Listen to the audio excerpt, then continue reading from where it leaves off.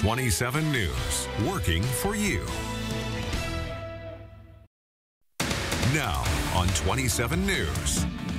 Good morning and happy Friday. Thank you for waking up with us here on 27 News. I'm Tiffany Littler.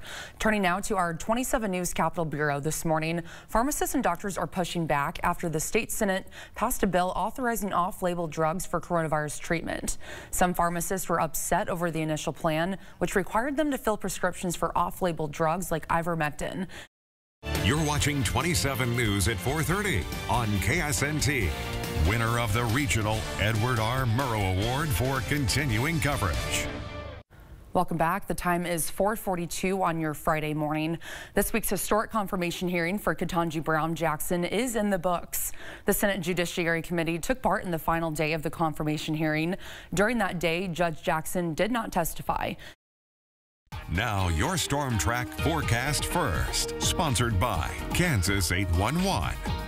We finally got rid of that cloud cover last night, but it did allow our temperatures to drop below that freezing mark. A lot of us in the upper 20s and lower 30s this morning. Good news is we will rebound later this afternoon. Maybe a few passing clouds, especially by mid-morning. A slim chance for an isolated shower or two by mid-morning when we start to warm things up, especially by this afternoon. That's coming up. Now on 27 News. Good morning and happy Friday. Thank you for starting your Friday morning with us here on 27 News. I'm Tiffany Littler. An update for you on a story we've been following all week. The fate of Francisco Mendez is now in the hands of the jury as they start deliberations. You may remember Mendez is accused of killing Dwan Simmons in 2019. He was a Washburn student and football player. Mendez is also accused of shooting and hurting Simmons' teammate Corey Ballantyne. You're watching 27 News at 5 on KSNT. Winner of the Regional Edward R. Murrow Award for continuing coverage. Welcome back to KSNT News on your Friday morning. The UN General Assembly has overwhelmingly adopted a resolution on the humanitarian consequences of Russian aggression against Ukraine. The resolution comes 1 month since the start of the war. You're watching 27 News, working for you. Good morning and happy Friday. Thank you for starting your morning with us here on 27 News. I'm Tiffany Littler. Turning now to our 27 News Capitol Bureau. Pharmacists and doctors are pushing back after the state Senate passed a bill authorizing off-label drugs for coronavirus treatment. Some pharmacists were upset over the initial plan, which required them to fill prescriptions for off-label drugs like ivermectin. They say filling those prescriptions for certain patients can have harmful effects. Now your Storm Track forecast first, sponsored by Kansas 811. Got rid of the cloud cover late last night. Temperatures, though, dropped around that freezing mark in some spots, even into the upper 20s this morning. Luckily, we're not dealing with winds, just feeling like that air temperature. We'll get a few clouds through mid-morning and winds picking up, especially so later this afternoon, so we try and climb into some upper 50s. How long this warming trend sticks around, that's coming up. Now on 27 News. Good morning and happy Friday. Thank you for waking up with us here on 27 News. I'm Tiffany Littler. An update for you on a story we've been following since the beginning. The fate of Francisco Mendez is now in the hands of the jury as they start deliberations. You may remember Mendez is accused of killing Dwan Simmons in 2019. He was a Washburn student and football player. Mendez is also accused of shooting and hurting Simmons' teammate Corey Ballantyne. You're watching 27 News at 6 on KSNT. Winner of the Regional Edward R. Murrow Award for continuing coverage. Welcome back. The time is 6:13 on your Friday morning. The UN General Assembly has overwhelmingly adopted a resolution on the humanitarian consequences of Russian aggression against Ukraine. This is your 27 News update. Good morning. I'm Tiffany Littler for 27 News. Documents unsealed by the Justice Department show Russian hackers targeted a nuclear power plant in Kansas.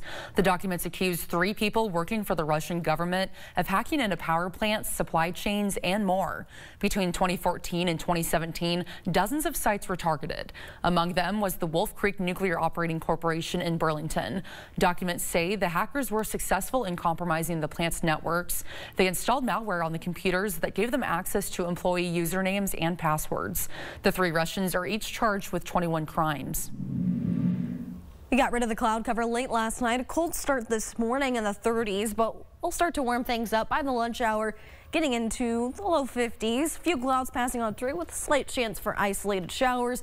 But we see more sunshine later this afternoon and evening as we try and top out near average in those lower 60s for your Friday. Now your Storm Track forecast first, sponsored by Kansas 811. Well, very pleasant way to end the week. Temperatures in the 50s across northeast Kansas. Nice clear skies for the time being. Here's a live look outside our Emporia cam. We started out with some cloud cover today, but it has cleared out rather quickly. Temperatures across the viewing area, upper 50s, 58 in Manhattan, 56 for Clay Center. But how nice is your weekend looking? I'll have a look at that coming up. Now on 27 News. A jury reaches a verdict in the trial of a man accused of murdering a Washburn football player. We'll tell you what the jury decided.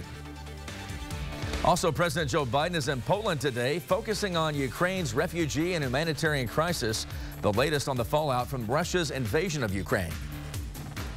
Plus, we're live in Chicago, where fans are gearing up for KU's game in the round of 16. And we start tonight with a murder trial for Francisco Mendez. After 2 days of deliberation, the Topeka man was found guilty of first-degree murder. Mendez on trial now for the shooting of DeJuan Simmons, a Washburn student and football player, back in 2019. 27 News reporter James Ryan is live in downtown Topeka. James, Mendez was facing a dozen charges. Was he found guilty on all counts? Yes, David, Mendez was found guilty of 1 count of first-degree murder, 4 counts of attempted first-degree murder, and 7 counts of aggravated robbery. Take a look. You're watching 27 News at 5 on KSNT. Winner of the regional Edward R. Murrow Award for continuing coverage. 27 News at 5 continues now at 11 minutes past the hour, and I'm David George. Supreme Court Justice Clarence Thomas released from the hospital today. Justice Thomas was hospitalized about a week ago after experiencing flu-like symptoms. Coming up on 27 News at 6, we're live in Chicago for the Jayhawks right before tip-off of that next game in the NCAA tournament. Plus, a Kansas lawmaker joins the fight to support the LGBTQ community. We'll bring you the latest. Now your Storm Track forecast first, sponsored by Kansas 811. Well, temperatures today reaching those upper 50s and lower 60s, very spring-like and average for this time of year. Live look outside our Holton cam. We can see clear skies taking over, just a light breeze. Very similar picture outside of Emporia. We saw that cloud cover to start the day, but again, clear skies for the time being. Upper 50s out there, but just how much nicer will it get? I'll have a look at that coming up. Now on 27 News. We're just a half hour away from tip-off as KU looks to punch its ticket to the Elite Eight. We're live from Chicago ahead of the NCAA tournament game. And hundreds of Ukrainian refugees could soon be coming to Kansas. How leaders in one local community are making sure that they're ready to meet their new neighbors. Plus, anti-LGBTQ legislation could be hitting a legal roadblock nationwide and right here in the Sunflower State. A state lawmaker is now joining the push to put an end to what she says are discriminatory bills. One bill that she takes issue with bans transgender student athletes from women's sports, and that passed the state Senate just this week. Good evening, and thanks so much for watching. I'm David George. 27 News Capitol Bureau reporter Rebecca Chung now joins us live at the State House. So, Rebecca, what's being done to push back against these measures?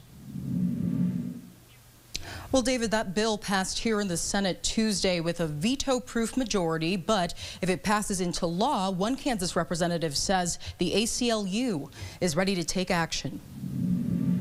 In a meeting with the Human Rights Campaign, Representative Stephanie Byers, a Democrat from Wichita and the state's first transgender legislator, joined a nationwide push against anti-LGBTQ bills that are gaining traction in states across the nation. You're watching 27 News at 6 on KSNT. Winner of the regional Edward R. Murrow Award for continuing coverage.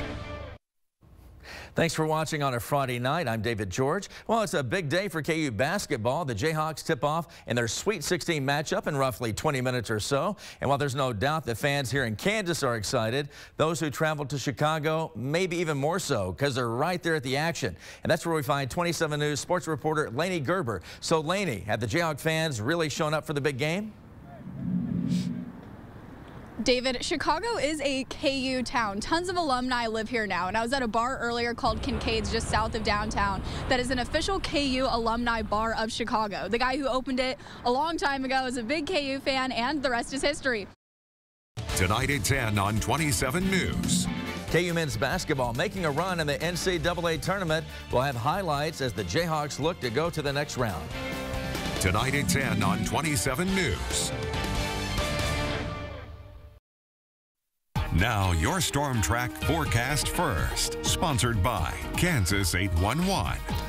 Well, temperatures today topped out in the upper 50s. Some spots trying real hard to get to that 60-degree mark, which, by the way, is average for this time of year. Overall, just a very pleasant spring-like day. Clouds in the morning, sunshine by the afternoon. More temperatures if you're planning on heading out. Upper 30s in Manhattan. We're starting to drop. Lower 40s as well.